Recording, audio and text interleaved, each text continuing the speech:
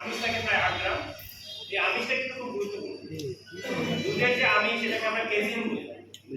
আমি অনুপস্থিতিতে আমরা আপনার বড় ভাই উনি উপস্থিত হয়েছে। আমি মনে করবো যে ওনার অনুপস্থিতিতে উনি পূরণ করেছে, এজন্য আমি ওনাকে আন্তরিক ধন্যবাদ ডিপার্টমেন্টের পক্ষ থেকে। আপনারাই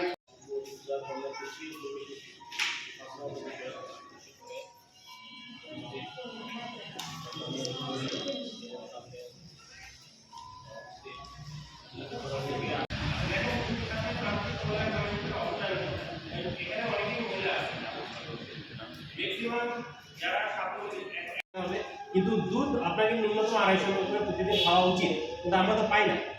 মূল হচ্ছে আমাদের প্রাপ্যতা নাই, যার কারণে আমরা খেতে পারি না। তো এটা আমরা এখানে তুলে ধরার চেষ্টা করছি যে দুধের বার্ষিক উৎপাদন বাংলাদেশে, সারা বাংলাদেশে কত, যে প্রায়